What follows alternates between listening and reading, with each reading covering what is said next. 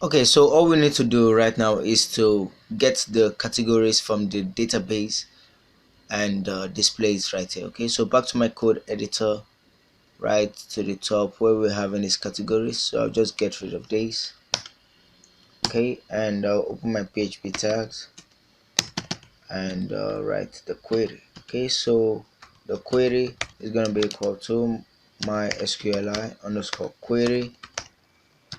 Then we're going to pass in the connection. Then after the connection, we're going to select all.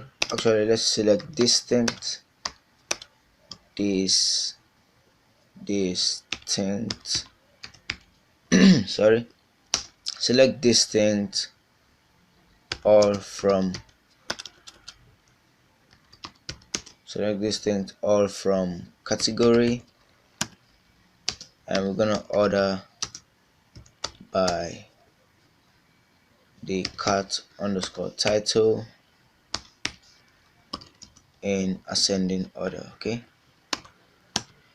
all right, so let's write a while loop. So while row is equal to mysqli underscore fetch underscore array. So now this is going to fetch out all the categories. I think we've been doing this for quite some time now, so you should be familiar with this. Okay, all right, so right here we're going to have the category name. So that's the cat title is going to be equal to $row, and the cat title that's in the database. Okay, so let's echo. We're gonna have the option and the end tag of the option, and we're gonna have a value.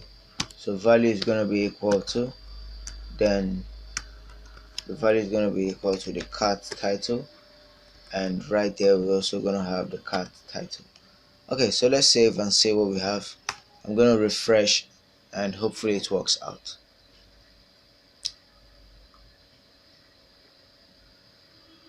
I'm not seeing anything. Did we save it? Oh, this is the way of putting it in the news. Oh, okay. That shouldn't be.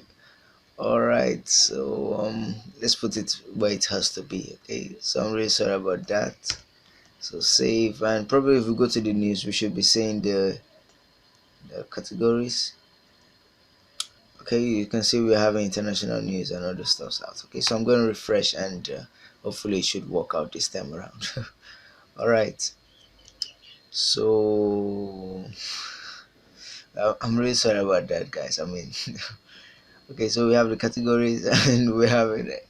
Sorry, I can't stop laughing. I mean, why would I put it in the news section? Okay, so we're having it in ascending order, so everything is working. So in the next lecture, we're going to write a query to send all the data to the database. I'll see you then.